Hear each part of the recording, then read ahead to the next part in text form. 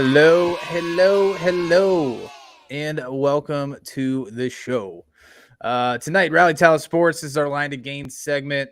With you, as always, Mr. Corey James and myself, Bobby Lemont. Well, let's not waste any time. Let's get into it. I did see some pretty exciting news coming out of the Los Angeles region. I don't know if you've seen this. Yeah, I think I know where you're going with this. Bobby Wagner signed a massive 5-year deal with the Rams, who have since replaced Von Miller. Yeah, pretty big news out of LA. But Corey, what are you sipping on tonight? I know that was something we were talking about prior to coming live. Yeah, and it's we have a ton of people in the Ohio market in general that watch the show, and so they were dropping a lot of great beers into the discussion there about what we have tonight. Unfortunately, I can't locate most of them. I tried. I looked around and I asked. Rheingeist now is being distributed up here in Michigan, so I did see some very Rheingeist. good. They only had the bubbly and a couple other things that I wasn't really looking for. None of my staples of Rheingeist. But tonight we have Pigeon Hill Brewing Company, probably one of the cooler cans I've seen. That is pretty sweet.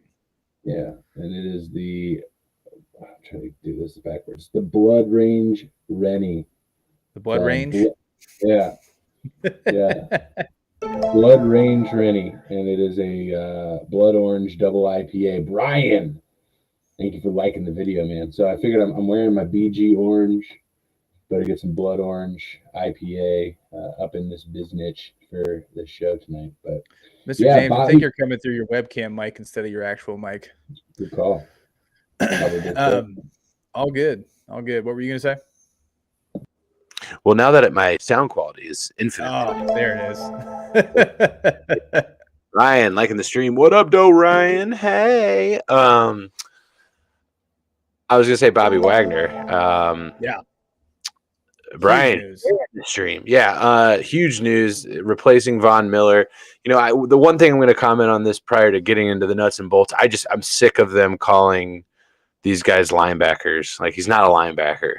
He's an edge rusher. He's a pass rusher. Just call him a D end if it all comes down to it. You know what I mean? At this point, calling TJ Watt a linebacker is asinine. It's like calling Carlos a linebacker. It's just silly. Yeah. But anyway, I did see a tweet today about, like, the Rams. Like, obviously the Rams have made a couple of splashes this offseason. With Allen Robinson and now Bobby Wagner signing. But here's who they've lost: Von Miller, Darius Williams, Robert Woods, Andrew Whitworth, Austin Corbett, Sebastian Joseph Day, Agbo Akoronako. I can't even ever say his name. Whatever. And Johnny Hecker, their punter, are out. Still available for them to re-sign: Odell Beckham Jr., Sony Michel, and Dante Deon. Those are the guys that are available for them to keep in-house, but that's a lot more out than in. If you're a Los Angeles Rams fan right now, which I think is the only one that we've got in the RTA community at this point. But yeah, I mean, I think it's a great addition. I mean, just think about this pass rush though: Bobby Wagner and Aaron Donald. I think that's scarier than Von Miller and Aaron Donald. What about you? Yeah, I mean, Bobby Wagner's younger. I think. I mean, there's a reason they signed him to a 5-year deal. They see the longevity there. It's definitely going to be interesting to see how they work together. If they're going to work on the same side of the ball, if they're going to work on opposite sides of the ball, and how they're going to attack offenses. They definitely. We'll have it somewhat easy over there in the NFC. So I imagine these guys are going to eat, and they're going to eat often this season. But like you said, you mentioned there's a lot of people they still haven't signed. So they still have some holes to fill. It'll be interesting. I mean, I don't know if they're planning on doing that in the draft or if they're still looking at, free agency. There's not really a ton left out there. I would imagine they're probably going to try to get aggressive in the draft and kind of fill some of these voids. But that's a lot of veteran leadership they lost on that team, especially with Whitworth and Robert Woods, who has been there for a minute. Yeah, if you're just joining us, talking about the Rams acquiring Bobby Wagner, seeing a few people jumping in the stream here. Welcome. Go ahead and like the video and share the video if you're feeling frisky. And if you don't follow Rally Towel Sports, please follow Rally Towel Sports. Yes, At the end of sir. the at the end of the day, though, this is a quarterback league, right? Right. The NFL is dominated by quarterbacks, and they have a guy that can win them a Super Bowl because he's done it. Painfully Right. so, but yeah, Right. nonetheless, Stafford can win a Super Bowl with the right pieces around him. He's proven that, obviously, and I think the Rams are pretty comfortable about where they're at as a team moving forward with what they have right now. So, making some business decisions. They've foregone a lot of cap space and a lot of draft capital as of late to get some of these big pieces that they have. So it's going to be interesting to see how they move forward. And the Rams kind of went all or nothing, and they got it all right. They accomplished that goal. Now it's about how do you manage that as you move forward, right? So yeah, how do you become a perennial, Super Bowl contender as opposed to just the one and then 5 to 10 year rebuild, right. But, some other news, not in football. I don't know if you saw this, but Bobby Huggins is getting nominated into the Naismith Hall of Fame. Wow, I didn't see that. That's pretty cool. Yeah, good for Hugs. Lance McAllister posted it a little bit ago, but neat. super cool news for Cincinnatians who grew up watching Bobby Huggins coach the Bearcats. So wanted to give him some love there. But let's get to the meat and potatoes tonight. First topic on the board, your hometown. Well, not where you currently live, I should say. Where I currently live, yeah, my new home. The Detroit Lions, they have been selected for Hard Knocks this year. I'm gonna let you have the floor. No, I'm jacked about this. I'm excited to get some more exposure to the Lions. I get a decent amount of it being up here in Detroit, obviously, in the papers.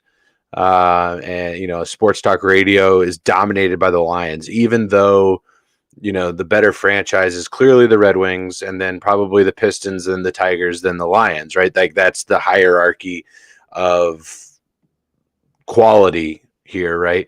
Ryan, we'll get to your comment in a second.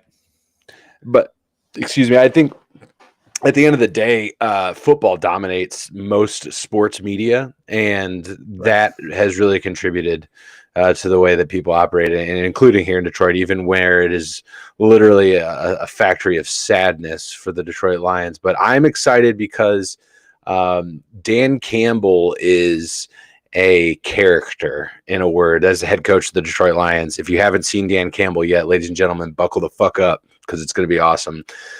This guy is the guy that came out in his opening press conference talking about how they're going to bite kneecaps off, and you're going to knock us down, and on our way back up, we're going to take a bite out of the other kneecap. Bruce, thank you for liking the video, buddy. Appreciate it.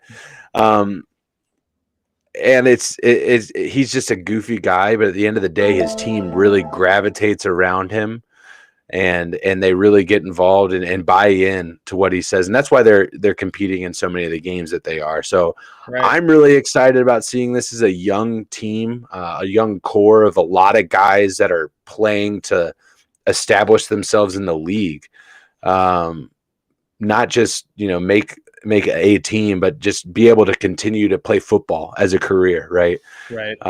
So it's going to be a really cool season of Hard Knocks, and I'm looking for. I feel like that show just keeps getting better.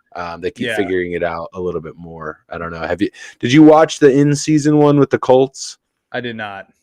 Yeah, I didn't either. I had really hoped to do so. I refused to watch the one with the Dallas Cowboys out of principle, but I really did want to. I really did want to check that one out, and I'm sad I missed that one because they were right in the playoff hunt too, and they had a lot of stuff going on with the team, so it would have been really interesting. But we get the old Detroit Lions, but some other stuff happening for the city of Detroit too, man. Yeah. The city of Detroit is getting the NFL draft in 2 years. So a lot of great things going on in the city. I think getting these types of shows and this type of exposure, it's going to help the city as a whole, outside of football as well, which I think is really important. Obviously, there was, Detroit hasn't had the best media exposure, over the last decade. Michigan in regards general, to really. Michigan. Yeah, Michigan in general has kind of had it rough over the last few years, last 10 years, since like 2008, really. Yeah. Since the recession hit, it hit the auto industry hard. Crushed it. Bailouts had to happen. Every single one of them, except for Ford, was bailed out, and just a lot of people really hit hard by that impact from the economic fallout there. And obviously with the Flint water crisis, that's still going on. Still not clean water in Flint, by the way. That city has completely, that with the recession, has torn it down. But Detroit's on its way back, and I really believe that. Just living here since 2018, it's coming up on 4 years now that I've lived here in Detroit and Detroit-ish, and it's almost like when we were in, like, I'd say like our sophomore, junior year of high school with Cincinnati, and kind of that change that was kind of taking place. Like when we were like first in high school, a lot of people were talking about like, oh, we're going to party in Clifton. And then like it started transferring into like, we're going to party in over the Rhine, and we're going to go to the banks and stuff like that. All of these things started, happening downtown, making it up, a lot of gentrification. And then that's a whole bag of issues that we can walk down, but a lot of things happening in Detroit. It's awesome that the draft is coming here because I can go and maybe we'll do a Rally Towel Sports broadcast from the draft here in Detroit. So super I'll make exciting. it up there for Joe. Have you ever been to an NFL like draft, like the festivities and all the things they do around like outside prior? I haven't. Have you? Yeah. So I actually it was just happenstance that I was in Chicago at this time. This is back when I was in college. My cousin called me and said, "Hey, I've got an extra ticket to the Bears game. Hollis bailed. It's his best friend. He's like, he had something to do. He's like, if you can get here, I got a room. The tickets, everything's on me. You just got to get here." I'm like, all right, bet. So I got all my shifts covered at the lob, and I hopped in the car and I went.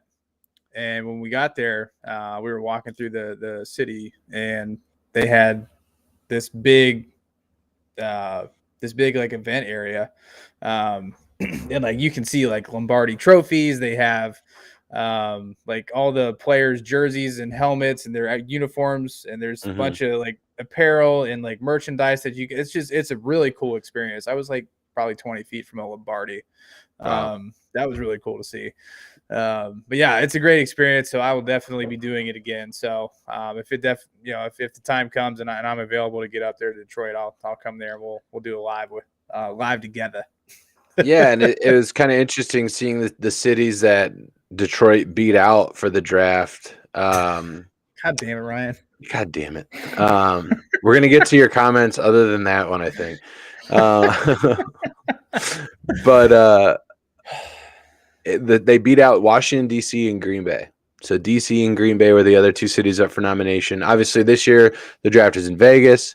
2023 it'll be in Kansas City, and then 2024 it will be in Detroit. So progressively getting. No, I'm just kidding. But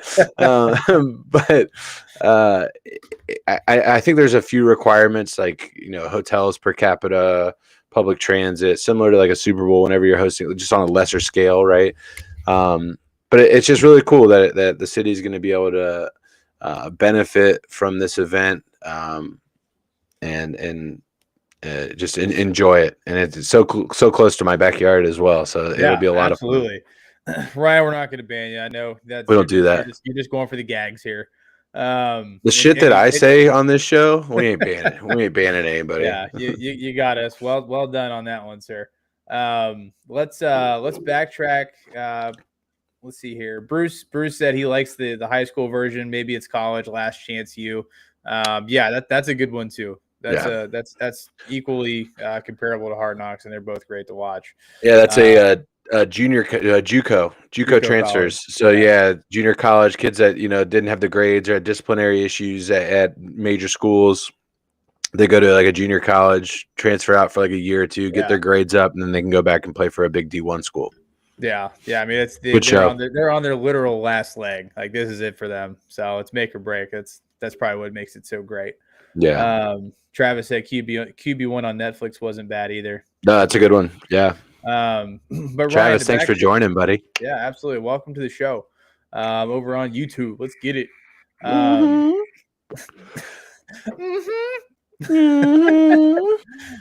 right, Ryan, let's get back to your comment a few minutes ago. What about Bruce Arians? I want to hear your feedback on why. Excuse me. So for those of you that don't know, Bruce Arians stepped down as the head coach of the Tampa Bay Buccaneers and slid into the front office. Corey, who did they hire? Todd Bowles, offensive coordinator. Bowles. Okay. Yeah. Todd Bowles is named. No. I'm sorry. Was he defensive coordinator? I can't remember. Because Byron Leftwich was offensive coordinator. Right. Yeah. Todd's defense. It was definitely a name that was tossed around in the coaching carousel this offseason. As far as why, personally, I think he just wants to get away from the field. There were a few on-field issues that Bruce Arians had last year. A lot of it circled around Antonio Brown. I don't know if that's the reason why, but maybe he's just trying to take a step back and, coach from a Eagle's eye view type deal. But I think he just wants to be less involved in the actual process of the game and be more involved with the strategy of players and coaches and hiring in that respect. But Corey, what's your thought? Yeah, I mean, listen, Bruce Arians is 69 years old. You know what I mean? Yeah, he's not a young guy, and so if you're going to transition into the next head coach, I mean, a lot of this has already been talked about today, but like he's setting Todd Bowles up with a great platform to be successful going forward, right? He's got the greatest quarterback of all time, tons of weapons around him. The team is built for success. They've built a culture there. He's been a part of that culture. So I just think it makes a lot of sense. And Bruce still gets to be involved in football, right? He's in the front office now. So he still gets to be involved with football, probably a lot more time for family. He's getting older. He's got his Super Bowl. Like he's able to do some of these things now. And I just think it just made a lot of sense for Bruce Arians to be like, all right, I'm gonna hand it over now.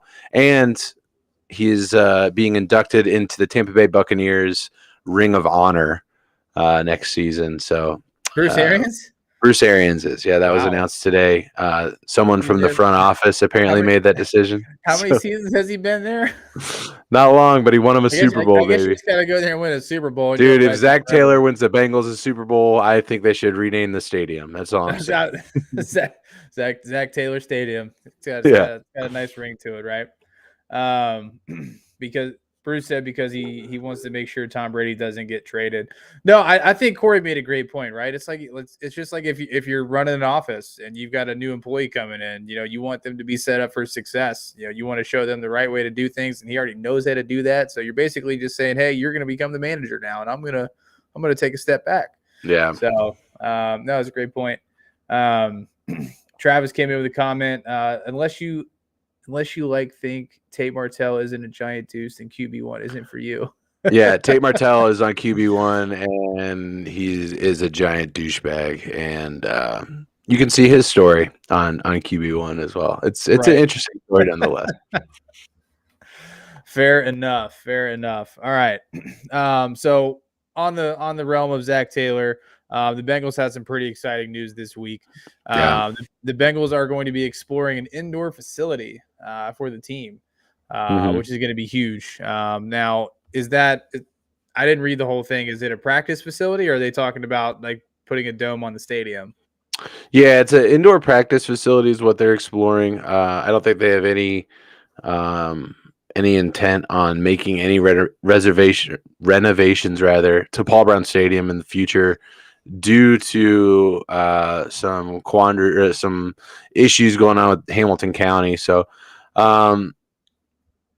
I think the Bengals are demonstrating something that we haven't really been able to trust in a while. There have been a lot of rumors over the last 10 years that the Bengals are, we're getting more progressive. We're making steps forward. We're doing these things. And there hasn't really been action to it. Well, VP is stepping up to the mic and saying, "Hey, we're doing this. We're looking into this right now. It's something we're seriously considering." All of these things. Then I think that there's some truth behind it. I think the Bengals front office has earned that trust of their fan base now, to that when they say something like this, they know that it's going to be vetted out. So a lot of people ask, well, why don't they have an indoor practice facility? They are the most northern team not to have one. And the reason is not just because of the money. Hey, listen, a indoor bubble is not hard to put up. There are tons of them up here in Michigan for soccer, which is all over the state, obviously all over Ohio as well. Sports bubbles are cheap, guys. They're not expensive. They could put it up very quickly. Mac schools have sports bubbles, right? So it's more of an issue with zoning and the way that the Hamilton County looks at it. And we can share some articles that can go into more depth about that. But just the fact that they're taking those steps, I think they're going to put some pressure back on the county and look elsewhere for those opportunities. And listen, if you're the city of Cincinnati, if you're Hamilton County, you don't want a giant sports bubble right there on your riverfront. Listen, that is prime real estate. Right. Prime. Yeah. So for those of you that haven't been to Cincinnati and don't know what we're talking about, their current practice facility is basically a separate football field that has pine trees as thick as the eye can see surrounding it. You can't see it from the street. There's got to go up on the bridge.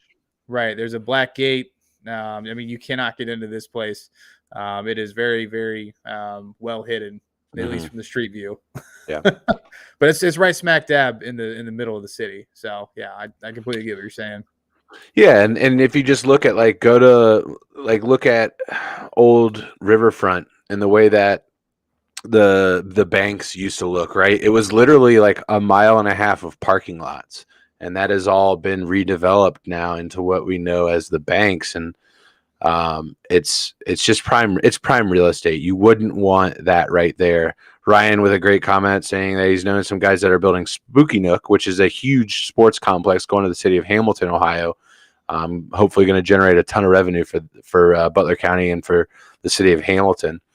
And they're in talks of having it there, which would be crazy awesome. But whether it's there, whether it's someplace nearby in Kentucky, I know a lot of Bengals players live across the river in Kentucky, or if you just continue going west a little bit, there's tons of places that are available to do it.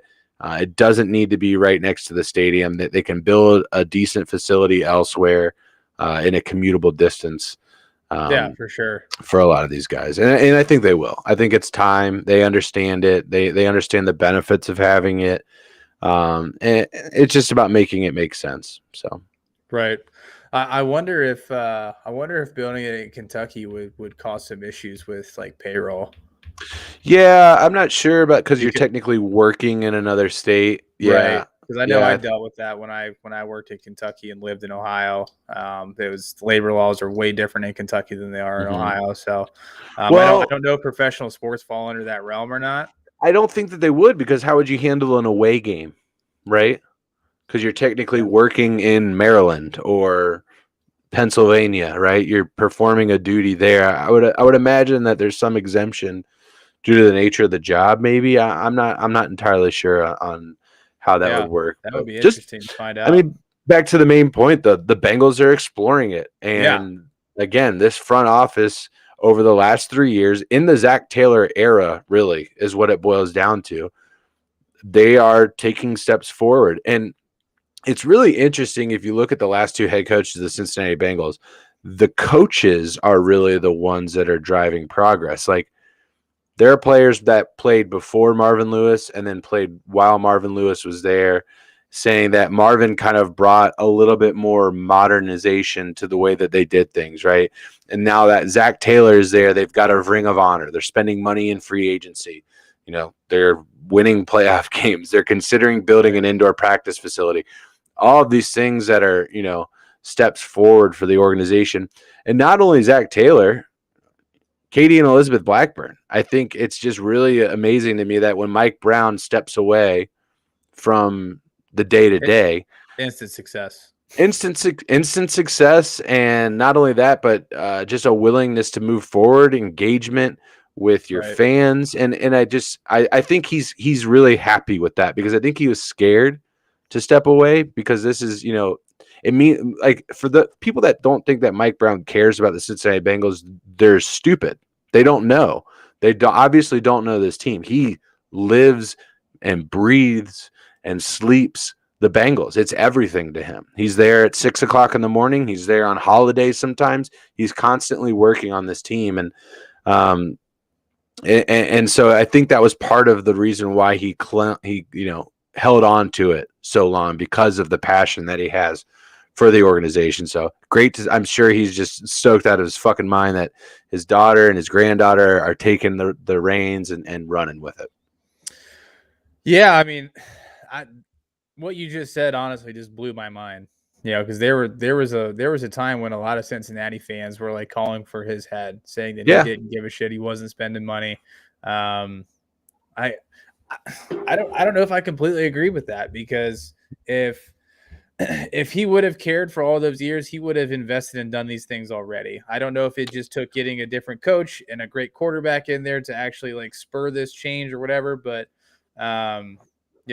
Mike Brown made the turn, which is great. I would say he's probably gotten better, now that he has stepped away. But when he was in control, it was complete and utter shambles, in my opinion. I don't know. I don't really think shambles is the right way to say it, because listen, I mean, Mike Brown hired Duke Tobin, right? Mike Brown hired Zach Taylor. Mike Brown has the final say at the end of the day. Like, if he said, like, he's entrusting a lot of the day-to-day stuff to Katie and Elizabeth, but he's still the owner of the team, right? So if your daughter comes to you with a trade proposal, you're going to tell her no? If it sucks, yeah. If it sucks, absolutely. But I think, Mike Brown's very old school, and Right.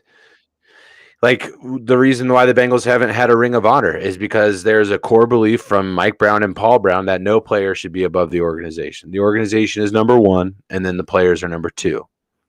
That was the NFL. That's not the NFL any longer.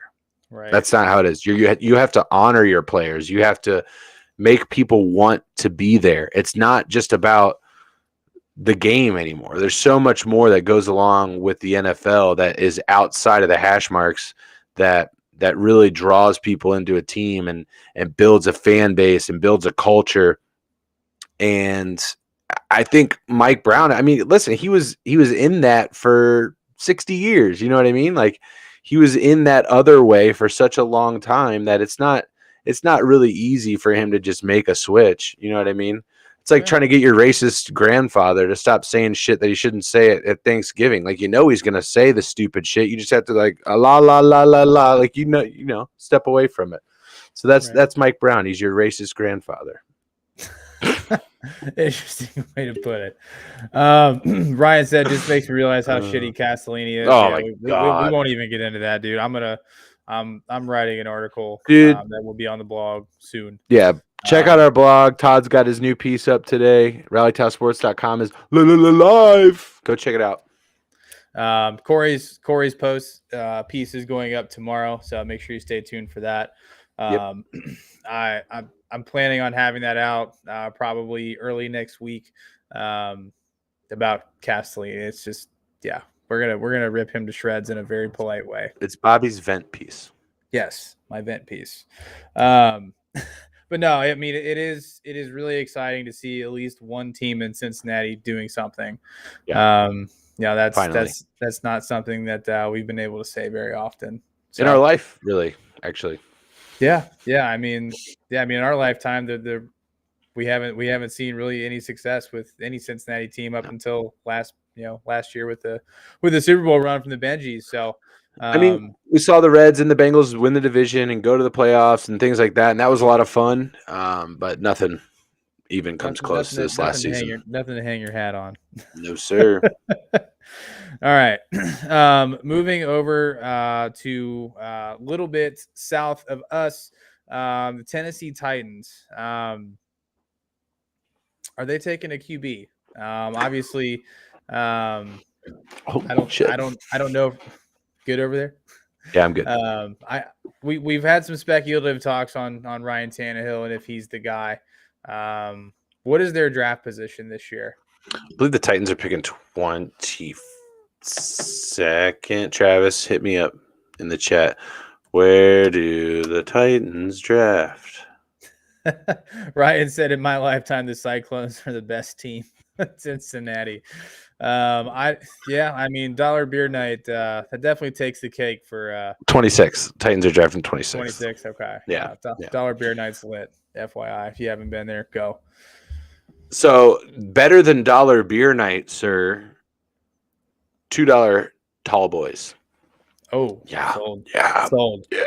Where's that at? Yeah, it's at a Cyclones game, and it ain't Natty and PBR or whatever the fuck they have. It ain't that. It's like Labatt, and yeah, it's good stuff. Yeah, I mean good stuff, right? You know what I mean? Are you able to buy two and then hop back in line and then finish those while you're waiting for your, waiting to get back up to the counter? I don't know if you can do. I think you can. I think you can buy two. A lot of bathroom breaks. You go two tall boys at once, so a lot of bathroom breaks. You're gonna miss a lot of good hockey. You know what I'm saying? You're gonna miss a lot of good hockey. Those craft beers are getting it, Corey. I told you to stick to the Busch lattes. You know what, Ryan? They're not. Is he talking about my slip? I think he's talking about my slip. Maybe a little bit. I was just trying to adjust, make myself pretty as we get in a little Titans talk here. We're talking Titans. Boys.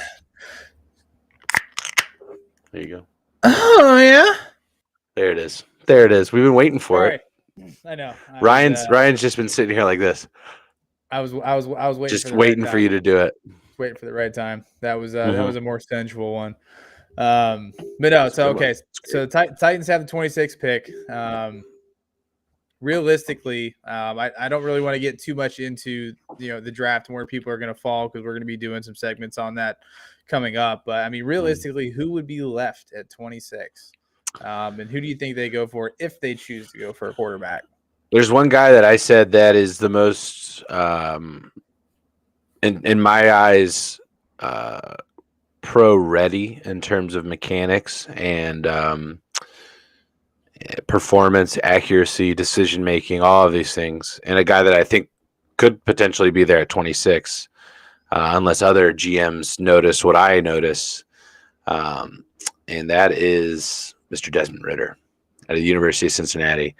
I think it just makes a lot of sense. He's very effective on a play action rollout. He's very accurate in that 7 to 20 yard range, which is where the Titans are really effective, especially now when you have a guy like Robert Woods, where that's his zone. That's where he lives. And I think if you can get Desmond Ridder to at least sit behind Tannehill for 1 year, and then you get him and you trade Tannehill or release Tannehill or whatever you need to do. If you can identify that Ridder is your guy, then I think you can have a thing that a lot of teams try to avoid but are very unsuccessful at, and that's avoiding quarterback purgatory. Right. Quarterback purgatory is hell. Ask the Panthers, right? Look at all these teams. Ask the fucking Broncos, right? The Seahawks, they're about to go through it. Who else has been in QB purgatory?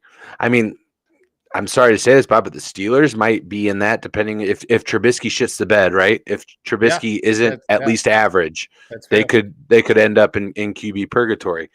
Let's see. I'm trying to think of some other teams out there. The Giants could be walking down this road very soon. If Tyrod gets in there and wins them 6-7 games, maybe 8 games, right? Because you can't.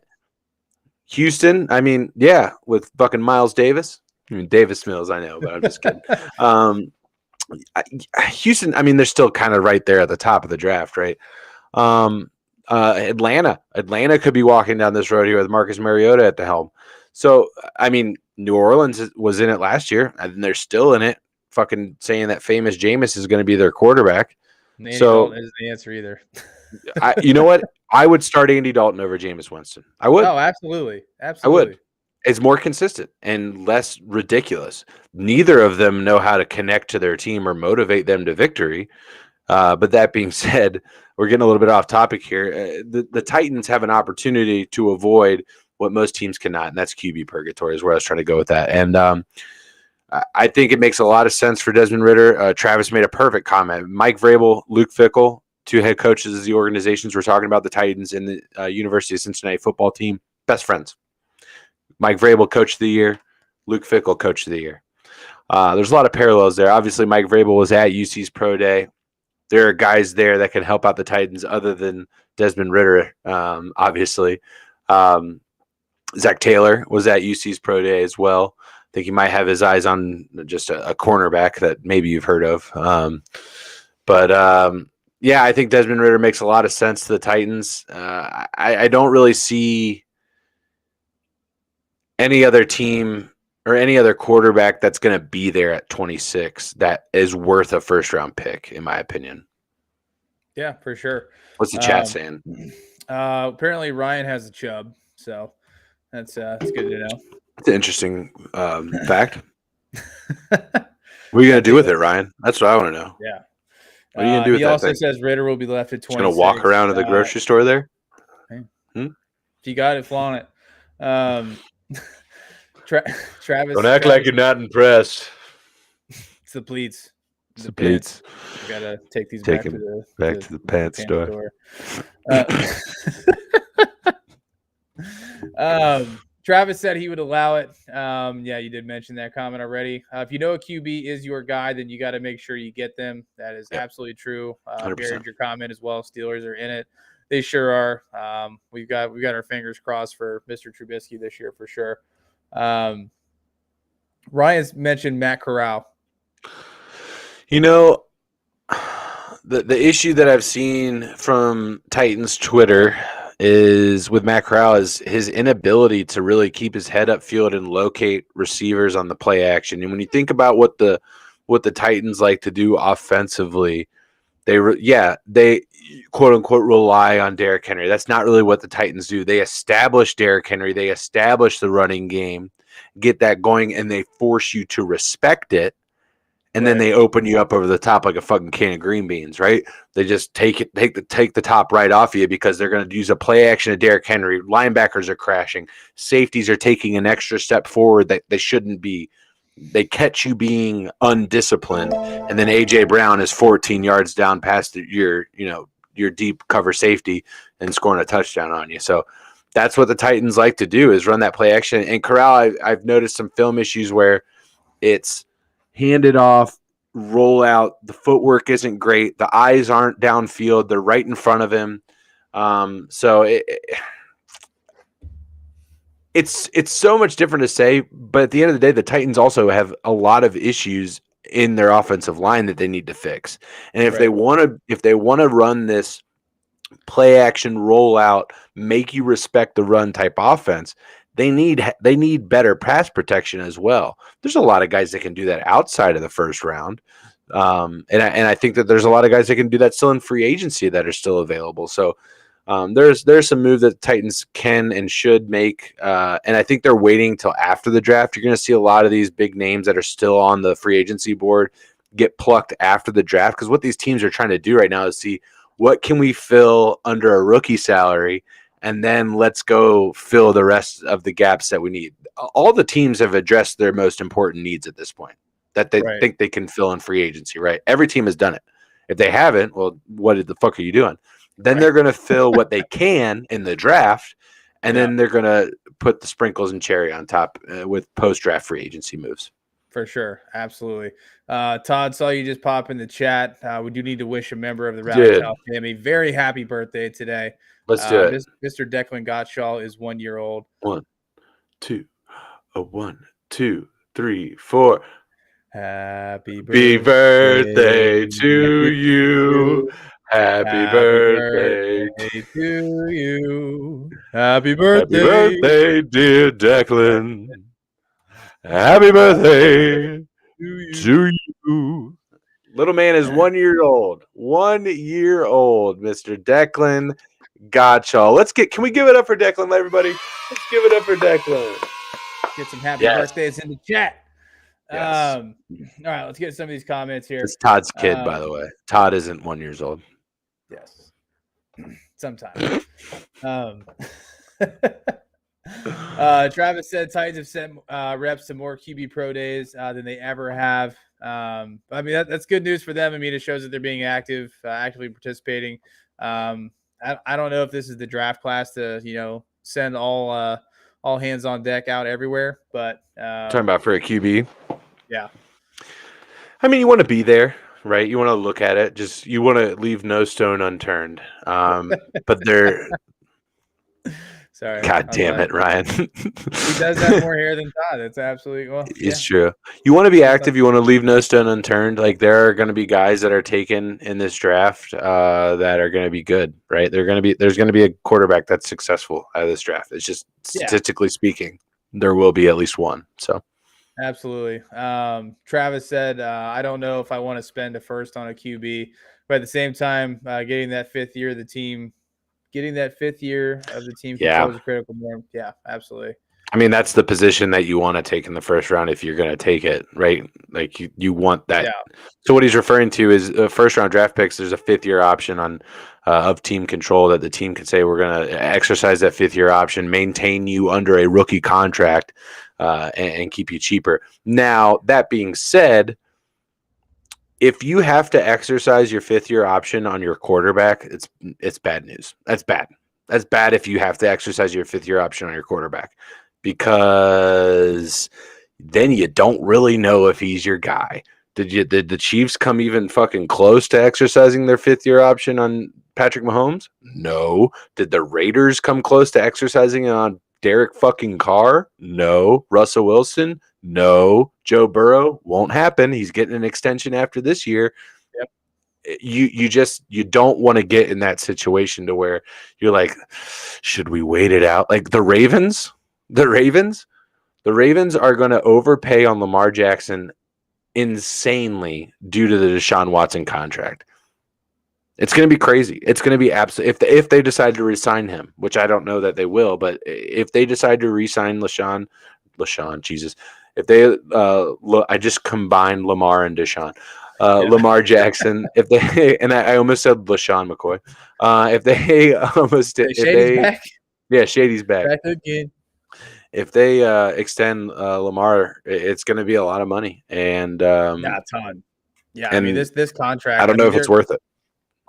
There was a lot of GMs and in front offices that were not happy with what Cleveland did with Deshaun Watson and all of that guaranteed money because of how it's gonna. It's a myth, guys. It's not real, though. You know what I mean? Like everybody's like, oh, the salary cap. It's not real. It's not a real thing. You do it, and then you play a year, and then you reallocate the money to a signing bonus and restructure the deal. Look how many quarterbacks restructured their deal. Matt Ryan did it right when he got to Indianapolis because he wants to win, right?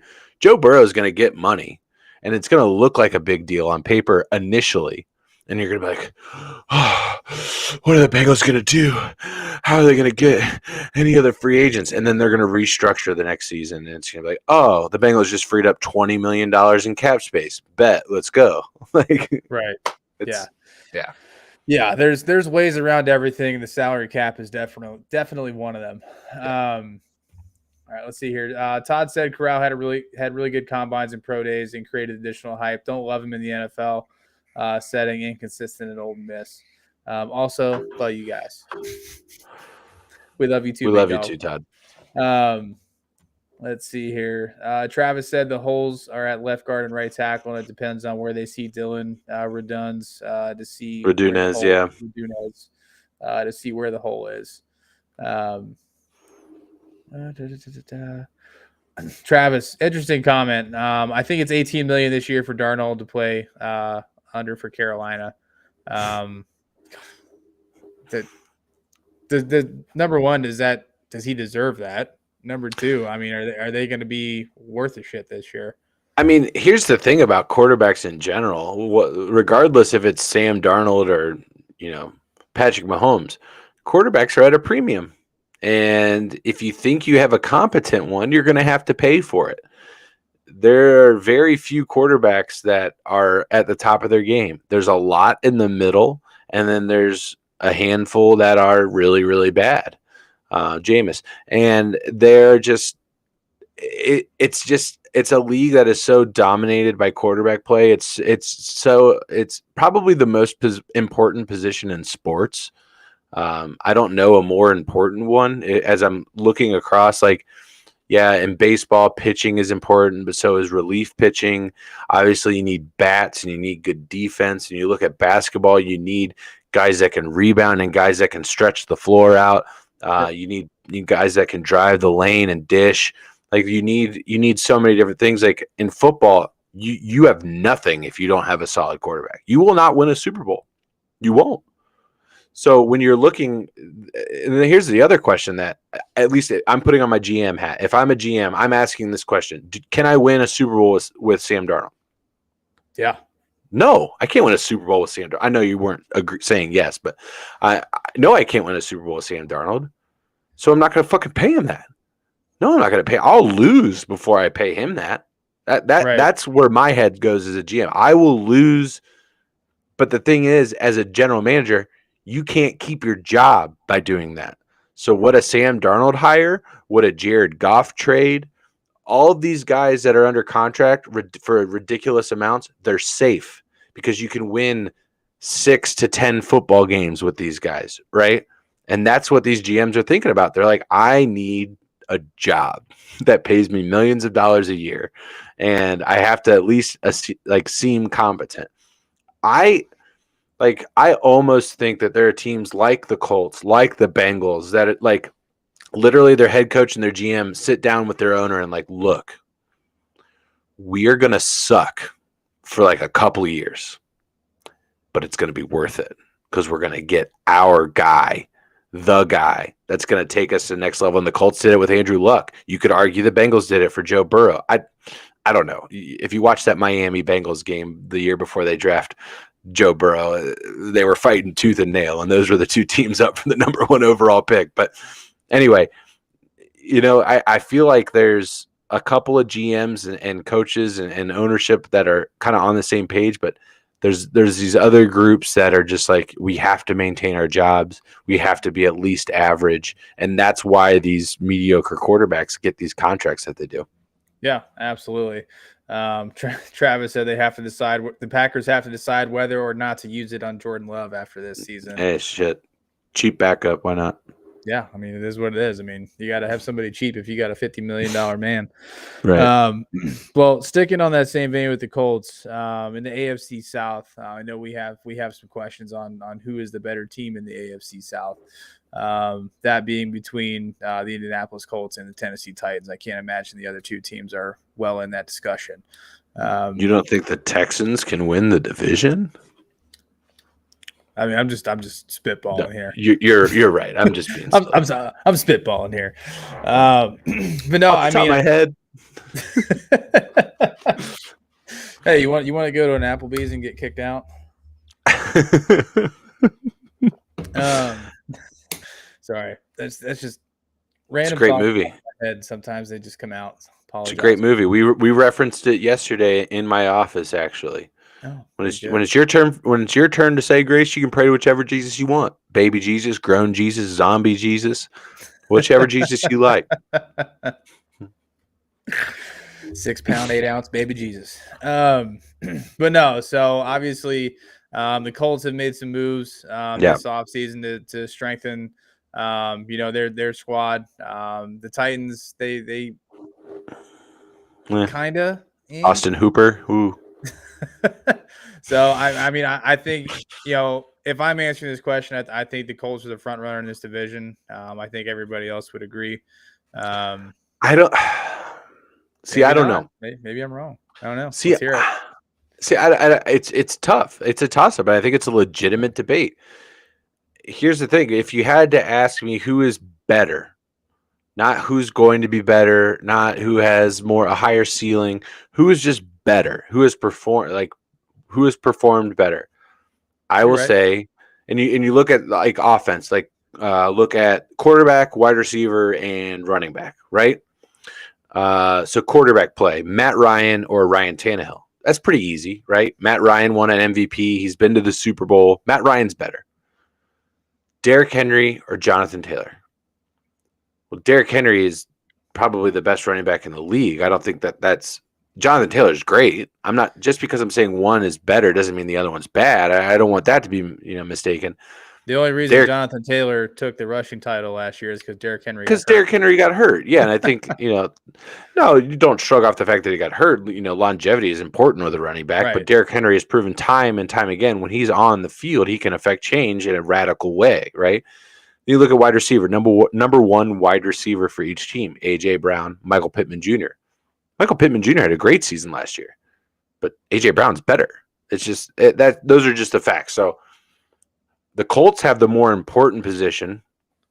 The Titans have two vital positions to offense that they are better at.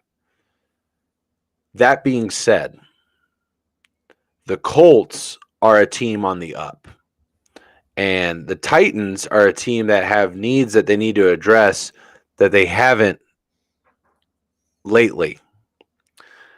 They continuously perform really, really well in the regular season, but they don't necessarily have that killer that's going to get them to the next level.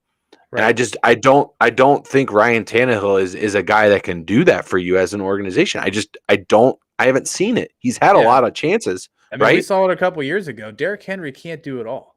He had that playoff run that he had was unbelievable. He was running for 200 yards a game. Yeah. And it was one of the most electric running back performances you'll ever see in a playoff. But you can't one guy can't win you. You gotta have the quarterback, and I don't think Tannehill's the guy. Yeah, and I think Titan fans would agree with that because a lot of what they've said, Travis sent this to us today, on Twitter, and I think I've seen it elsewhere as well, as saying that the Titans are a lot like the Chiefs before they got Patrick Mahomes. And I think that's kind of a decent comparison because they have everything other than that elite quarterback play. I mean, Ryan Tannehill threw an interception on the first play of the game against the Bengals in the playoffs. He's Andy Dalton. He's not terrible, but he's not a killer. He's not a guy that's going to get you where you want to be. He's not going to make everyone else around him better. Everyone else around him makes him better. And that's the reversed effect that you want from your quarterback. So if I'm looking at if they had to play a game right now, I would just lean that the favorite would be the Titans. I'd say like Titans by like 1.5, 2.5 points would be the favorite on paper. If I had to pick which team is going to have more success going forward based on what the core that they have right now, I have to go with the Indianapolis Colts. They have a top 3, top 5 offensive line. They have the better quarterback, and they have rising stars at wide receiver and at running back. And I think you can't overlook that. And I think the Colts have a bright future ahead of the next season. It's going to be a lot of fun, guys. Like the fact that we're covering the Colts and the Titans, who, by the way, on Twitter, like I know most of the people that are watching are probably Bengals fans. If you're not like ear to the ground on Colts and Titans Twitter, they're at each other's throats. It's like Bengals Ravens Twitter. Like it's like they hate each other, and it's just going to be so much fun to cover it this season. Oh yeah, absolutely. It's going to be a bloodbath. I think the Colts win that division handily. See, Todd said that as long as Matt Ryan steps up and plays good football. That's my caveat. If he goes there and he's just Matt Ryan that we've seen over the last couple of years, and they're still who did he have? May win the division, but who did he have? I think now that he's got an offensive line, he's got some young receivers and a solid running game. We might see a different Matt Ryan. If Cordell Patterson is your best offensive weapon, the quarterback gets a pass. Yeah. I mean, I think he's still got a lot left in the tank. I mean, I do too. The Colts obviously think that as well. So it's going to be very exciting to see the Colts this year. I think I know John was a Colts fan up until Phillip Rivers came into town. And I don't blame you for that one. I was never a big Phillip Rivers fan. So best shit talker in the NFL. That never swore once. Yeah, he didn't curse, but he would rile people up so bad. Oh yeah. Ryan said he's got the Cucumbas winning. Shouts out to G Baby. Rest in peace, G Baby. And then he also said, I trust Minshew to take over for Tannehill. Love it when you call me Big Papa. Throw your hands in the air. Use a true player. Can you imagine going to Minshew in Tennessee? Just I think he goes well with the culture. Strutting the streets of Nashville with his jorts. Just top tier pussy constantly for Gardner. Sorry, Mom.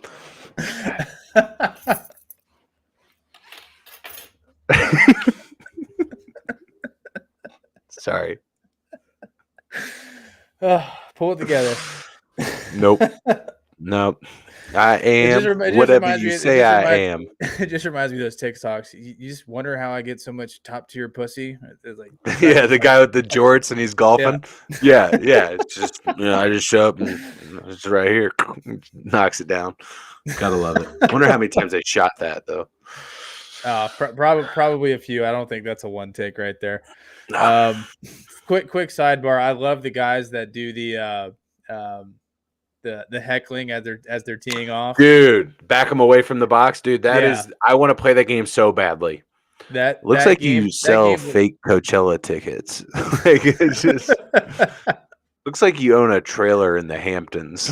Like just like the best. So if you know what we're talking about, there's these TikToks where these guys they go around and play golf. There's like 4 or 5 of them, and the objective is to say something while your buddy is addressing the ball in the tee box that makes him laugh so hard that he has to step away. And not swing. It is just, it's fucking hilarious. We'll have to post some of them to the page because it is, and we're guys, we're about to get into golf season. I've already been in the range a few times. So we're gonna have to bring that out into Rally Towel. I want to know, jump in the chat if you play golf, because I want, but this is the first time I've actually spoken this. I would love to do a Rally Towel Sports charity golf event. I think that would be sick. The shit. It would be the shit, and we'd just make it a bunch of dudes shooting the shit, having fun, playing golf, give away prizes, raise money for charity. Be a hell of a time. So drop it in the chat if you play golf, and we'll go from there. More to come. Yeah. Quick sidebar. Turn into something awesome though. I'm 1000% down for that. There's nothing I like more than playing golf, drinking beer, and doing things for charity. So it's these beers, Ryan. Let's do it. The Blood Range. The Blood Range. Blood Range Rennie. It sounds like a Western. The Blood Range. It actually is kind of in the font of a Western. If you like, this is a pop like a Quentin Tarantino movie. Like that's how that happens.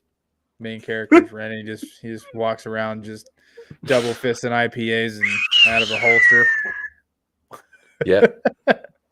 All right. Sorry, tangent. Love it. AFC. Okay. Last big topic for us tonight.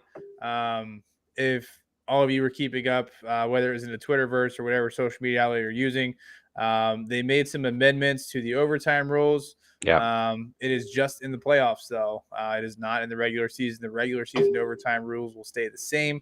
The playoff rules, however, both teams will get an opportunity to possess the ball. Details are not out on how it's going to work. But this so from my go ahead. I was just say, from my understanding, everything operates the same. If the team that possesses the ball first scores a touchdown and decides and elects to kick an extra point, the other team has the opportunity to possess the ball. Now, if the team that receives the ball first in overtime in the playoffs scores a touchdown, decides to go for 2 and is successful, the game is over. If the team kicks, everything else is the same. The only difference is that you can end the game with a 2-point conversion versus simply a touchdown. The chance of having somebody score a touchdown, kick the extra point, and it's over. Right. So that is no longer a fact. I'm curious your thoughts. So that's interesting, right? Man, hold on. So the only thing that changes is that if they score, you get another opportunity. I think it would have been very exciting to see how that played out last year when Josh Allen didn't get his opportunity, which is the main reason why this rule is in effect. The Bills' offense couldn't be stopped. Both offenses couldn't really be stopped. It was more of a who was gonna drop the ball first. God, that would have been incredible. I think it's a great amendment to the rule. I like that they just kept it for the postseason and not the regular season. I think it's. Going for 2 is not easy. Especially. So are they gonna? What Statistically yard, speaking, it's same yardage as normal when you would go for 2. Statistically speaking, teams convert on 2-point conversions 50% of the time. So statistically speaking, you should go for it. You should go for 2 every time. Right. Absolutely. Every single time. So it's. Are you for it, or you like it, or don't like it? You think it's good or bad? I'm trying to process it because it gives both teams a chance to possess the ball, quotation marks, right? But at the end of the day, if they go for 2, it's still they don't get an opportunity to possess the ball. So I don't know what that solution.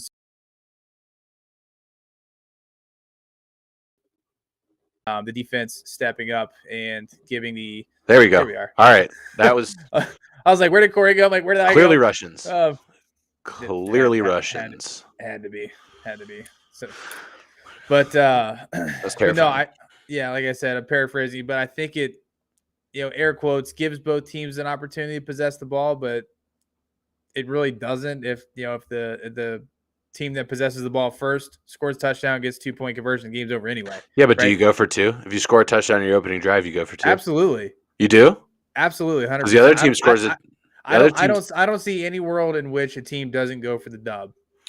I agree with you. I don't think it would happen though. I think they would kick the extra point and force the other team to make that decision.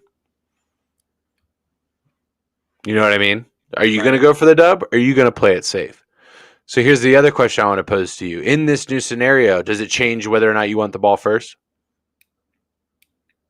Knowing that even if they score a touchdown and kick an extra point, you're going to get it back. The only way you don't get it back is if they convert it to. I'm taking the ball. Absolutely. Personally, I'm taking the ball. I'm going down, scoring a touchdown, and going for 2. I agree. Obviously, you have the opportunity. If you don't get a chance to, get in the end zone, you kick the field goal, and then the other team gets the ball. But yeah, if I get in the end zone, I'm going for 2 100% of the time. I agree. You gotta stay out of it. If you play not play to lose, if you're playing not to take the dub, then you're gonna take the L more times than the other scenario. So I when I tweeted out the schedule for tonight, I put Bills on this because I feel like the Bills Chiefs game was a big reason for why this rule change happened. Yeah, a lot of people are like, well, we wanted the Bills to have the ball again and all these things. Listen, I for one I'm okay with the rule change, but I would have not been okay with the rule change had it been they get to possess the ball no matter what. Right? I would have not been okay with that because football is not just offense. Defense matters in football. And let me give you a statistic. The Bills in this game against the Chiefs punted 4 times in 6 drives. They had to score 2 touchdowns in the final 8 minutes. Don't tell me they didn't have an opportunity to win this football game. It is not. That's a bullshit argument. That's bullshit. The Bills had an opportunity to win this game. The Chiefs stopped them earlier in this game. That's just a fact. That's what happened. And they had to scramble at the end, and they were successful in doing so. But just because they were able to claw their way back into that game, that doesn't justify them getting an extra opportunity. Right. That's not how that works. Exactly. So and Ryan brought up a good point. He said, if you score, the other team should get a chance to match what you do. Which sorry, I read the wrong comment. The other team would have to score a touchdown anyways. I think it's 2 no matter what. Which is a great point. But Rob liking the stream. What's up, Rob? Rob's off work. Let's go, Rob. Rob, I'm so excited to have Malnati's with you on Saturday. I can't even begin to explain it. So I've been looking forward to that ever since I, booked the hotel. For those of you that don't know, I'm going to Chicago this weekend. I got invited to go to the United Center. My cousins got tickets to the Bulls Heat in the suite. Dude. So we'll be in the Gonna be VIP fun. level at the United Center. So Jimmy's back in town. Let's go. That's gonna be fun. Yep. That's gonna be a great game. So I heard. I know Rob lives in Chicago with him being in the gaming stream, and I was like, "Hey, bro, I'm gonna be in Chicago. You want to grab some Malnati's?" He's like, "Hell yeah!" I'm like, "Great." That's dope. That's dope. So yeah, that's gonna be awesome. Hopefully, I get some good footage there. Maybe a potential live. Maybe I might be a little inebriated, but we'll see. Maybe. But yeah, I agree 100%. I would not have been on board if this was both teams get to possess the ball no matter what. I agree with you 100% because like you said, I mean, defense is extremely important, and defense wins games sometimes, believe it or not. In this offense won a lot for the Bengals. We live in, yeah, I mean, especially with all the picks, but I think defense is a forgotten thing when it comes to overtime. Is that it is like your defense has to step up and make plays, regardless of who gets the ball first. So I don't agree, Ryan, that if you score, the other team should get a chance. I don't agree with that. Don't go to overtime. Boys. Don't go to overtime. Win in regulation, or go back and play college. I think the NFL overtime is the best overtime because it gets the game done quick. It moves on. It's exciting. It's like the most exciting overtime on the planet, in my opinion. Right. If you lose the coin flip and your defense doesn't step up, they cost you the game. All the pressure, and that's what happened to the Bengals in the AFC Championship game. And what happened? Their defense stepped up and took their fucking ass to the Super Bowl. Yeah, exactly. If you don't want to leave it up to a coin flip, don't go to overtime. Perform the rest of the game. Yeah, and I mean, I think it's very. That's why every sport has offense and defense. It's not just offense, right? With the exception of maybe golf. It's probably the course is the defense. The course is the defense. That's fair. Yeah, that's actually a really good point. Okay, so it's in golf too, but yeah, there's defense everywhere in every sport, and you've got to be great. You have to be great on both sides of the ball if you want to be successful in the NFL. And I think that's the huge. For me, it's why I don't watch a lot of college football because I like defense, and you don't really get to see that a whole hell of a lot in college. I think it really depends on what college football you're watching. Like, I think if you watched Georgia last year, you saw some exceptional defense. If you watch Alabama most of the time, exceptional defense. Right, those teams are complete, but they're most of the time they're playing teams that aren't. Now the games where they're playing SEC schools and it's going to be a competitive game. I love watching those, but the first half of the season is they're just playing scrubs. You have an upset every now and then, but it's just 65-17, 56 to 22. But there's some marquee matchups every week. There's some matchups that you have to tune in on that you want to make sure you're watching because they are good. Like in the first couple of weeks, you get some of those big matchups now. The cross conference games, the big marquee games that start the season off. Those are a lot of fun. All right, Ryan's poking the bear right now. I love Let's it. go. Keep it coming. But if you're in overtime, the chances the defense has stepped up throughout the game is very high. So it's not likely. It's not like they didn't step up throughout the whole game. I agree with that. But you got to play a complete game. Start to finish. It's not. Well, not only that, or the offense should have stepped up more during the regular game, like the regular regulation time. Right? I'm not saying defense is killing it, and the offense can't put points on a board. You go to overtime 10-10. Both ways. Yeah. The offense. Sometimes the offense needs to step up and make a play. A receiver needs to go up there and get a ball, or the O-line needs to throw some protection down for their quarterback, so he's got time to read the field and make a decision. Mm-hmm. It goes both ways, Ryan, for sure. But yeah, I mean. He's not alone in this argument, though. Yeah. Like the argument that Ryan's putting out there isn't like out of left field. Like a lot of people have this opinion that they should get a chance to possess the ball as well. Like football is one of the only overtimes where that isn't the case. NFL football, right, is the only overtime where one team can have the ball, right? And I am of the opinion that a football game has so many opportunities for team. Like football is one of the games where you have so many opportunities to influence the game. There are so many plays. There typically isn't just one play that changes the trajectory or has it affects every single other play from out then. Like there are multiple times where you're like, well, if they had done this, and if they had done that, and if they had done this, there are multiple situations where a team can step up and affect change in the game, whether that's the first, second, third, or fourth quarter. So that's why I'm just like, in overtime, if you get to overtime, it is what it is, and you just play the game. And if you don't get a stop and you give up a touchdown, see ya, bye, you lost. Right. But at the same time, will this be fun? Yeah, it's fucking football. It's going to be fun. I'm not going to sit there going, they shouldn't have the ball. Like that's not what I'm going to do. I'm just like, all right, fucking dope. Let's go. Josh Allen has the ball. Let's go. Right. Like, you know what I mean? So absolutely. Ryan says, so you're telling me the defense stepped up to take the game into overtime and then lose the toss, and then they're on the field the two straight possessions. The offense shouldn't get a chance. I think it just goes back to the point where, you know, if throughout the game. Yeah. I mean, you got to step up and make plays throughout the game. If you don't like overtime, don't go to it. Or don't let the game come down to it, I should say. Yeah. But yeah, I mean, or have a better team where you don't rely on your defense, because in today's NFL, if you're only relying on your defense, you're going to lose. It's just the way it goes. Yeah. I had a thought and then it just gone, disappeared into thin air. Yeah. Way she goes. Yeah. I mean, there's times where, well, let me put it to you this way, Ryan. If your team's down 28-14 with 8 minutes left, does the defense have to get 2 straight stops for you to win the game? Yeah.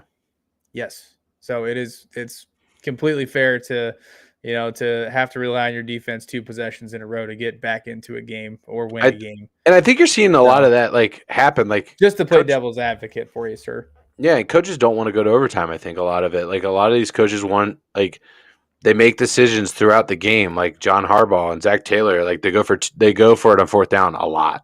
You know what I mean? And because they don't want to take their offense off the field, they want to control the ball and the clock and be the one that has the ability to score. Yeah. And it's for a lot of it is for that reason, is because they want to take a commanding lead and allow themselves to control the game. And if you don't do that, you leave yourself susceptible. And if you don't make plays, you leave yourself susceptible. You know, the Bills went down. They were down 14 with 8 minutes to go. They were down 14 with 8 minutes to go. Or no, I'm sorry. They're down the Bills are down 11, I think it was, with 8 minutes to go. Yeah, they're down something like 11 with 8 minutes to go. They put themselves in that position, right? They put themselves in that position by not having an effective offense that punted the ball 4 out of 6 drives during the game and didn't put themselves in a position to where they controlled the game. The Chiefs controlled the game. The Bills were lucky to get to overtime. They were lucky to get there. Never mind the fact that Patrick Mahomes drove the ball down the field with 13 seconds and the Bills played piss poor managed defense by rushing 4 fucking people with 13 seconds left. What are you doing? Why are you rushing anyone? You're not going to get there before he throws the ball. Right. Drop fucking 11. Drop 10. 10 with 1 QB spy. So the Bills, they didn't manage that game effectively from a coaching perspective, and they lost. That's what happened. They didn't execute. They didn't do the right things on defense, and they lost. That's the way it happened. They're going to learn from it. The Bills are a good football team. They'll be just fine. Yeah, absolutely. Well, chat, what else do you guys have for us this evening? Ryan, thank you for all the questions. Love you, Ryan. Thank you, man. Thanks for facilitating that conversation with us, man. That was a fun one. I got the juices flowing. Now you've transferred that chub to Bobby, is what's happened, Ryan. Yeah. If you guys haven't already, share the video. It really helps us out when you share it, because then everybody on your friends list, they all see our video and they get indoctrinated into the cult that is Rally Towel Sports, just like you guys. And or like the video if you're not into that. That's cool too. But we also have a new blog, rallytowelsports.com. We have a blog up. Bobby put his piece up yesterday. Go check it out. Todd has his intro piece up tonight. And mine will be dropping at like 8:30 tomorrow morning. Just little intro pieces telling you guys a little bit more about us. We have a new way to connect to you, a new outlet for us to write. And it's not going to necessarily, there'll be some stuff that is focused around what's happening now in sports, but they're more stories and just kind of opinionated pieces, stuff for us to kind of write and talk about and spur discussion. And we hope you really enjoy it. And would love to have your feedback. So go to rallytowelsports.com. You can check out our blog. Bobby's getting the merch all set up. We're going to have merch available. Rally Towel Sports merch is going to be available. We're going to try and work on getting some kind of audio library that you can go back or download podcasts. Let's say you miss one, you wanted to listen to it at work or on your drive or something like that. We're going to try and get all that up for you. So, yes, sir. It's exciting, and it wouldn't be possible without all of you guys. So we really appreciate everybody that's been here since the beginning, or if you've just joined in and carrying the chat like Ryan is over the last couple of weeks. And we hope you enjoy it. We really do. We don't make a dime off of this. We put a lot out of our pocket into it just because we love it and it's a good hobby for us. But the best thing is that you guys enjoy it too, and right. That's what really keeps us going. So absolutely. Brian said he's not mad. I'm just throwing situations out there. We can agree to disagree. He's a good guy. It's professional sports. Every other sports gets a full inning or period. Why not the NFL? It's a valid argument. Yeah, valid argument. If an error scores a run in baseball, they get a chance to rebuttal. Even in beer pong, you get that chance. Not in Michigan. No. Different fucking rules here, man. I was pissed. All right. So, sidebar, please. So when I went to the Bowling Green State University, we had a rule. You call your cup, you take that cup and get ball back, right? If you call your shot and make it, ball back, cup gone. So my strategy, front cup, front right cup, front left cup, middle cup, right titty, left titty. Like, that was my strategy. I just fucking worked it the whole time, right? Oh, I'm on fire. What you want? Right? That was me. Not here in Michigan, man. The rules are they're lunacy. It's crazy. They've been sipping on that. So they got. Can you call Island? Yes, but you can call Island, and it's an additional cup. You can't do a death cup, right? Where you make a ball, and then if I shoot it again and make it in before they take the ball out, death cup doesn't exist. Oh my god. Yeah, it's not a real thing. That's one of the most clutch moments in beer pong ever when you knock the 2-on-1 cup. It's death cup. Yeah, it's not a real thing. Bouncing. Yeah, bouncing's still there. Rebuttal. Oh, rebuttal. Okay, so here's the biggest difference with rebuttal. So, like, say I'm playing against you, I make the last cup. Okay, rebuttal. Also, you get 2 fucking re-racks. You get 2. Can you re-rack on a bring back? I believe you can. Oh, wow. But you can re-rack twice throughout the game. I've never played that. I've played only one re-rack. Also, I've always played no re-racks, no rebuttal. If I don't re-rack, you don't get a rebuttal. That's how I've played. Yeah. Yep. Yeah, exactly. Well, they played 2 re-racks to the game. Also, on a rebuttal, say I make it and you're rebuting me and you have 3 cups left on my side. You shoot, make 1. That cup is gone. My cup is gone. No. Yeah. Yes. Also, you get the ball back and get to keep going. No. Until you tie the game up. And if you don't, the game's over. Ridiculous. After your first miss, the game's over. Okay. Yeah. I do that. Okay. Now that you fully explained it, that's interesting. It is interesting because You I mean, basically what- have to go 3 for 3, or you lose the game anyway. Yeah. So basically, a rebuttal is you have to make the rest of the cups and you can't miss. Yep. Yep. So it's a more intense rebuttal as to where you can just make You like one. make the cup. Okay, put the cup back. We're still continuing. Yeah. Right. Okay. I kind of like that. It's just different, because I've been ingrained. I've drank a few beers. I think it's an interesting caveat to the game.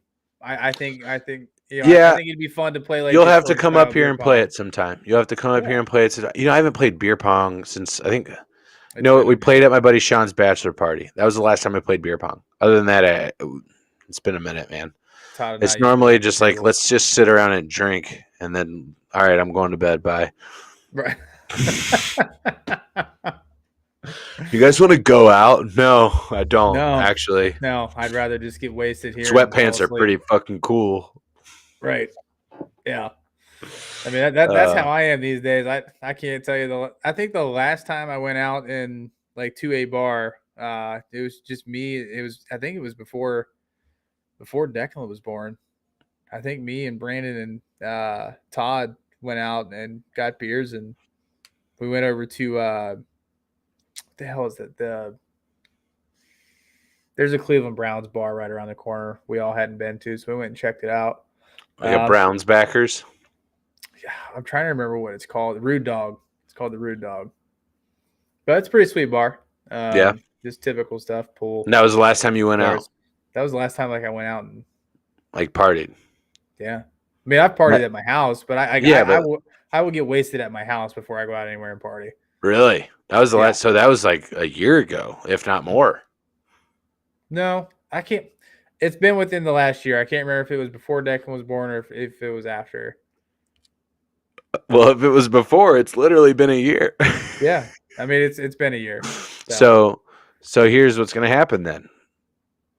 When I come down to Columbus for my meal, which I am going to get, I've been waiting. I thought about putting a deadline on you guys.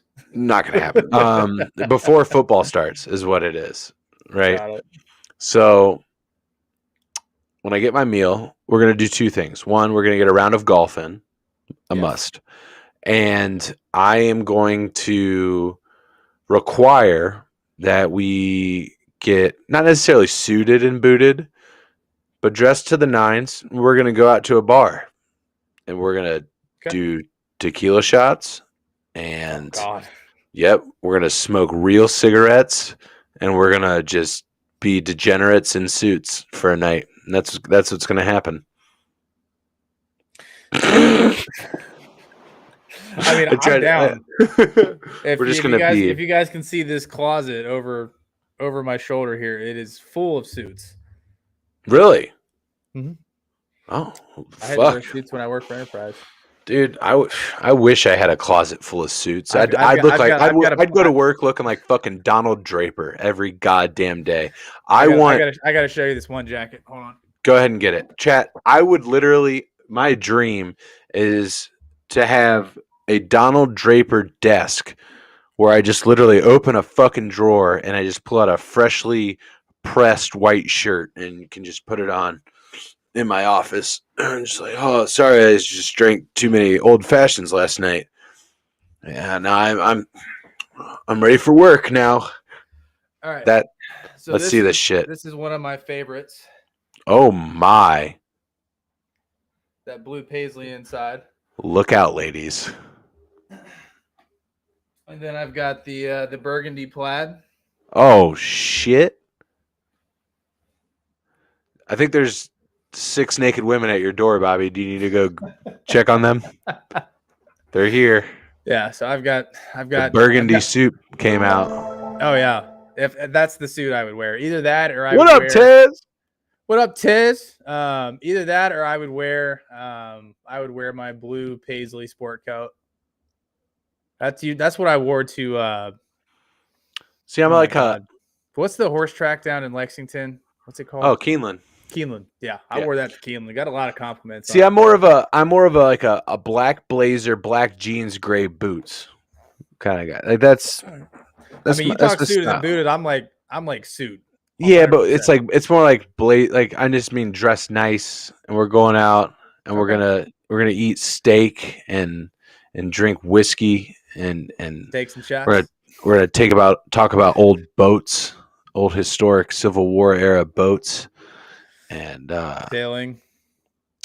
we're just gonna just talk about riverboat gambling trips and making our own beef jerky. It's a Step Brothers reference. I'm losing them. Oh All no, right. I know. Yeah, and we're Ryan gonna says he's talk more of a about. khaki shorts and t-shirt guy. Ryan, I get it There's nothing wrong with khaki shorts and t-shirts. at all. Are they cargos? So you got to upgrade, man. You got to get You, them you, you chinos might on. lose me if they're cargos. You But got to upgrade, man. It ain't 2006 anymore, buddy. Taz, We what's up, brother?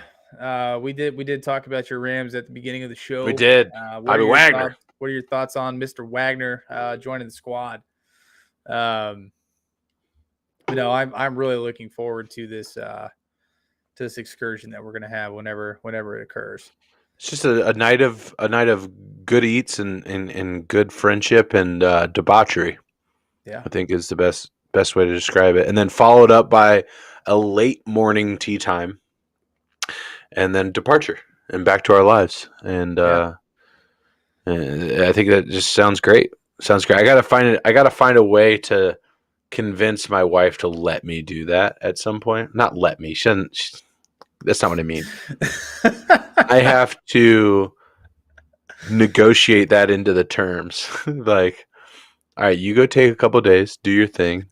I'll watch the kids. It's like a Shark Tank proposal. All right, You have, listen. dude. It's ebbs and gives and takes, man. That's what you got to do. I can't make her do that shit all the time. She can't make me do that shit all the time. And honestly, quite honestly, she probably does a lot more of it than I do. She probably bears more of the load than I do. And hats off to her. She's a fucking champion.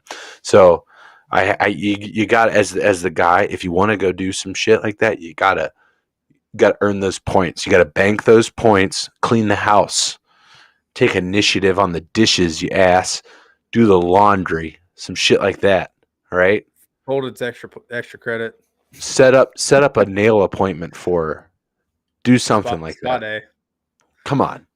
Then you can go golf with the boys. She knows she's about to ask her for something. Oh, for sure. But she's going to be like, oh, thanks, she's going to enjoy babe. every second of it.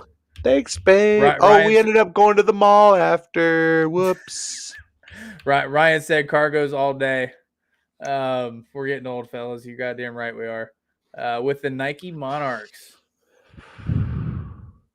That's just it's not getting old. Ryan has entered his final form. He is dad. That's what black or white socks. They're white socks, Bobby. At this point, you don't even have to ask. You don't even have to ask. He's got the shades. He clearly has a high top fade going on. Caroline, dude, we got people rolling into the stream right now as we're not even talking about sports anymore. Right. So we got Caroline. Caroline. Thank you for liking this. Thank you. And yeah, you don't even have to ask. He's got the white socks, the high top fade, the shades. He's entered his final form. Congratulations, Ryan. You've made it. You are now Charizard, right? I'm 30 years old with 3 kids. Bingo. Exactly. Brother man, Josh Lehman liking the stream. What's up, Josh G? Tez said, I'm very happy with that signing. They're calling him old, but if 170 tackles last season is the result of being old, then give me more old motherfuckers in. Yeah, I mean, you signed a really old edge rusher last year and won the Super Bowl. So yeah, and I think Wagner's more of a force than Vaughn is. So I think your pass rush is better. I think there's your new left tackle is a guy that filled in for Whitworth when he was hurt, and I think it's going to be a test, and I think it's going to be interesting to see how that happens, or how that works. I think it's going to be interesting to see how that wide receiver core operates without Bobby Trees. I think that's. I mean, we saw it operate late into the season last year. Yeah, but then they picked up Odell, and it took it to a different level. Like the Rams were slumping a little bit. Right when Robert Woods went out, they went down a little bit in that third quarter of the season, they kind of took a turn down, and you didn't even know if they were going to win the division, right? Right. And then Odell came in, and that offense got a jolt. I think if they can't lock down Odell, and I mean he's not even going to be available to end of October, early November. I think it's something you can't just shrug off the fact that Robert Woods isn't going to be there. He's like That one of dude my was a favorite staple. players. Dude, he's He one of was my a favorite players. staple. I love Bobby Trees. I love him. He's the fucking man. Absolute man. I was like visibly upset when Robert Woods got hurt. I think we were all in a group chat when it happened. Actually, Yeah, I remember. We a lot of motherfuckers that got thrown around. Like, oh my god, there's no way. I mean, and then even when OBJ went down in the Super Bowl, you're just devastated. Ryan with a hot fucking take. Hot. Like, hold on. All right, hold on. Let's backtrack here. All right. I feel like I just what is that? The like a lightning bolt hit the tip of your penis. Yeah. It's like when Jonah Hill gets stabbed in the chest with the adrenaline, he's like, I'm alive. Stroke the furry wall. Who's scared of a Jeffrey? I'm trying to remember what the name of that movie's called. It's called Arthur. No, Get Him to the Greek. Get Him to the Greek. That's it. Get Him to the Greek. Yes, that is it. Great Okay. So please do tell on what your opinions are of the Dolphins winning their division. We need to hear more about this. And yeah, Ted said he's gonna miss Bobby Trees. Yeah, I mean, yeah, if you're a Rams fan, I mean that's tough. So what has the Dolphins done this offseason? They have gone out and acquired Tron Armstead. Probably the best available free agent left tackle in Armstead. Tyreek Hill is now a Dolphin. The main issue that I see with the Dolphins is that Tyreek Hill will consistently get the ball thrown at his kneecaps or shoes, being the fact that Tua has not necessarily been the most accurate quarterback since he's been in the NFL. Listen, you can say what you want about Brian Flores not wanting Tua and that inhibiting him as somebody that's going to be successful in the NFL. If he was good enough, he would have played. It's just a fact. If he was good enough, he would have played. If he was healthy enough, he would have played. If he was accurate enough, he would have excelled and he would have carried the team. He had some flashes that were, you're like, oh, okay. They won like 7 straight games. Yeah, I don't think he started all of them though, if I'm not mistaken. I don't think he started every single one of those. I could be wrong. I believe that he did. If he did, then more power to him. But I don't know that he started every single one of them. So if you want to fact check that, that'd be great. I'm gonna fact check right now. Yeah, absolutely. The main issue that I have with the Dolphins is the Bills are in their division, and I don't know how the Bills got worse this offseason. I haven't really seen like Cole Beasley's gone. Okay. I mean, they still have Stephon Diggs. Their running game. He started 12 games last year, and they were 7-5. So, in those 12 games that he started, I'm trying to find. Yeah, if you can see which ones he played, but as long as the Bills have Josh Allen, I'm gonna probably put them ahead of that. Like, I'm gonna probably put them ahead of the Dolphins until I'm proven wrong, and which I could be, right? Like, I could be proven wrong. It wouldn't be the fucking first time. Probably just the second time that's happened. But I think as long as Josh Allen is the quarterback of the Bills, I have that division running through Buffalo.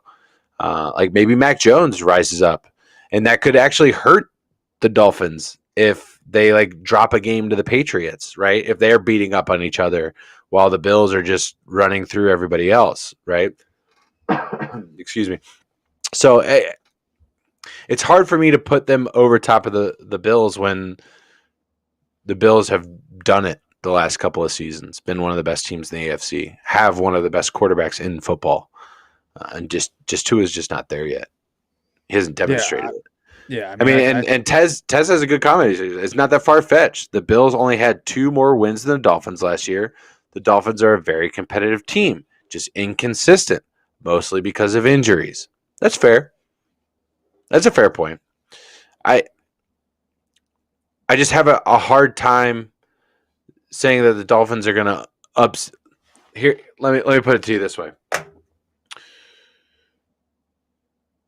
Other than the Rams, I think the Eagles, when they won the Super Bowl, I think it was the Rams, the Eagles when they won the Super Bowl, and when the Broncos won the Super Bowl. I'm pretty sure those are the only 3 teams that have had a top 5 wide receiver on their team. Fairly certain. Okay, so you were correct. Tua came in the second game in their win streak. He started 5 of the 7. Still impressive. Yeah. Still impressive. But I'm going to go back to this comment. I think 3, if not 4, of the Super Bowl champions that I just meant. I think so. It's the Rams. I think it's the Eagles, the Broncos, and then I think the Seahawks when they won the Super Bowl. I'm fairly certain those are the only teams that had a top 5 wide receiver and won the Super Bowl. What's my point? My point is that Tyreek Hill is not going to make the Dolphins a Super Bowl contender. Tua will make them a Super Bowl contender if he is that guy. It's not about wide receivers. There's a reason I am a massive proponent of not extending wide receivers.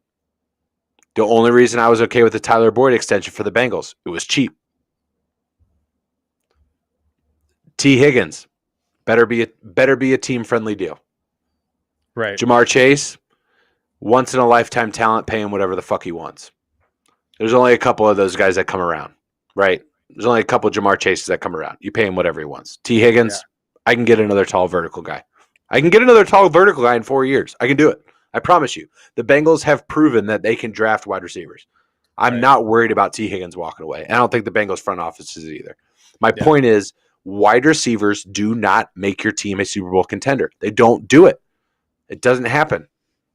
Yeah, I mean, I think as long as Josh Allen's in this division, I think he's going to have a very strong case, an argument to say about somebody else winning the division.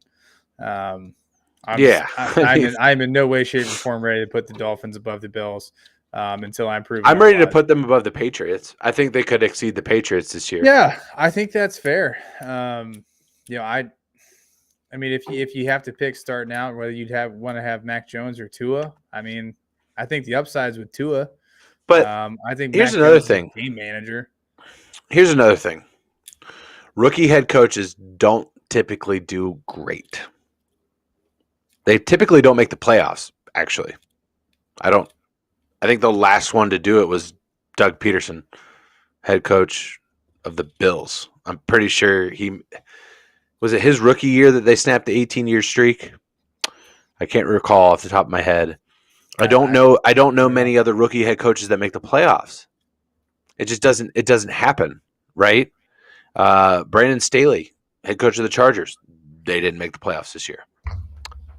Brian Flores, obviously, they didn't make the playoffs. I'm just trying to rack my brain about first-time rookie head coaches, right? Like their first Tomlin. year. Did they make the playoffs? Yeah, that was the, I believe so. Oh, okay. So Bill Cowher's roster, right? Don't. Bill Cowher's roster, but No, I'm just messing around. Technically, no, he still made the playoffs. The credit is due. I don't. There's something to be said about a first-time head coach. I think Mike McDaniel could be really cool. I think he's going to be a guy that the locker room is going to galvanize around him. Right? They're going to sign up for this. They're ready to play for this guy. He can relate to them. I think that he speaks their language, in terms of just social norms and the way he talks, and his priorities are about the player. And I think that's going to resonate very well with the locker room. Whereas Brian Flores is probably a little bit more of an old school guy, right? A little bit more hard nosed. And I think I think that will work. I just think it takes time because I think Zach Taylor's like that. But did they see instant success? No. After his first season, they drafted first overall. So Trivia question. Okay. There was an NFL coach last season who was a rookie coach who made the playoffs. Who was it? Okay. A rookie coach that made the playoffs last season. I'm not going to look at the chat because I want to figure this out. A rookie head coach that made the playoffs. So, all right, let's go through the playoff teams. Oh, it was the Eagles. Yeah, it was the Eagles. Yeah, I was literally listing off playoff games in my head, and the first playoff game was the Buccaneers-Eagles, and I was like, oh, it was the Eagles. Yeah, yeah. And you know what? And that guy got a lot of shit when he first came in because it was like, yeah, I make the players play rock, paper, scissors with me to see how competitive they are. And then people are like, what the fuck is this guy doing in the NFL? What is he doing in the NFL? And they went to the playoffs with a subpar quarterback, in my opinion. I know you and Todd feel differently about Jalen, but yeah, it's just I'm very interested to see what the Eagles are able to do over the next couple of seasons. Very interested to see. I mean, I think Jalen Hurts is one of the better young quarterbacks in the league right now. I think there's a lot of upside with him as long as he can continue to develop his game. It's not all there yet, but hopefully with time. Oh my God, my baby's back from the hair appointment, and she looking fire. You can come show it off if you want. You don't have to, but you can. But also, my dog is jumping in the chat. And Ryan, you have extended this podcast at least an hour. Come here, Wilson. Oh, Wilson! Oh my God. Here's Wilson. Here's Wilson. What? What are you doing? This is Wilson. Wilson Burrow James, part of our family. And he is named after Logan Wilson. Should have been Super Bowl MVP. Bullshit pass interference call or holding call. It was not holding, Tez. Wasn't fucking holding. Wasn't. We can get into that conversation if you want. But yeah, here's Wilson. Good boy. Where was I before my gorgeous wife walked in here? What was I talking about? We were talking about Jalen Hurts. Oh, yeah. Hold on. Dog's caught on the microphone wire. Just bear with me here. We're off the rails. After hours, Rally Towel Sports. Listen, come here.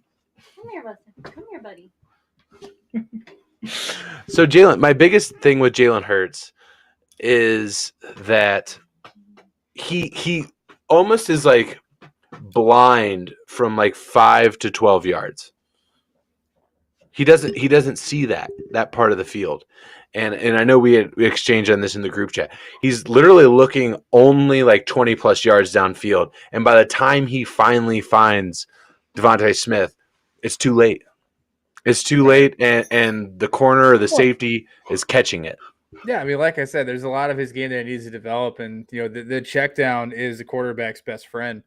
And if he can develop, being able to actually see that part of the field and check down, I think it's gonna immensely open up the game and the potential that he has to be successful. And you just indicated that's exactly what he has to do. Take what the defense gives you. Like that's what you do in the NFL. Like in college, he didn't have to do that. He was surrounded by gods, right? Surrounded by guys that can literally just outrun anyone else on the field. And I mean, when you play at Alabama, I mean, come on. Right. Well, he had Devontae Smith and Jalen Waddle. Right. Yeah. Didn't he? They're okay. Didn't he have those guys? He had Waddle. I don't know about Devontae, but he had Waddle for sure. Yeah, I can't remember. But either way, all right, chat. Well, if you got anything else for us, let us know. Oh my God, that dog is so fucking cute. He is a cutie. It's my little buddy. Not on camera, Wilson. God. Look, you're famous. But if you guys haven't heard, we've got rallytilesports.com up and running. We've got our blogs on there. The merch will be there soon. Both of the blogs from me and Todd have dropped yesterday and today. Corey's is coming tomorrow. Ted's coming in with a comment. So who's to say that's not the play calling by the offensive coordinator? That may just be his progressions he's going through. Yeah, I mean, I think we can all agree that if those are the progressions that he's going through, he needs to practice and get quicker at going through his progressions. Yeah. Which is something that comes with young quarterbacks in the NFL. I mean, it's not like there's not a lot of quarterbacks that come in first year and just have it, right? Yeah. I think it takes time to develop, and even the ones that are somewhat, pro ready, they still have a lot to learn. And I mean, Burrow had a lot to work on, but look, this isn't Jalen's first season though. He's not a rookie. Like, this is his second year in the league. Like, we need to start seeing a little bit more a little bit more acceleration in this game. This is you said it's a do or die year for Tua. Same for Jalen. Yeah, same. Absolutely. I would agree with that. Yeah, prove it or get the fuck out of the way. Right. All right, boys, we're gonna wrap it up here. Yeah, we gotta get out of here. Appreciate you coming in the chat and being active, man. Love you, dude. If you're on tomorrow, we'll get some games in. Brian, peace out, everybody. Have a wonderful evening. Great weekend. I'll make sure to be posting from Chi-Town about this game that we're about to go see, and hope you guys have a fucking lit weekend. Yeah, you guys have a great time. Be sure to check out us on Twitter at rally_Tau_S. Get on the Twitter. We'll see you guys next week. Peace. Peace.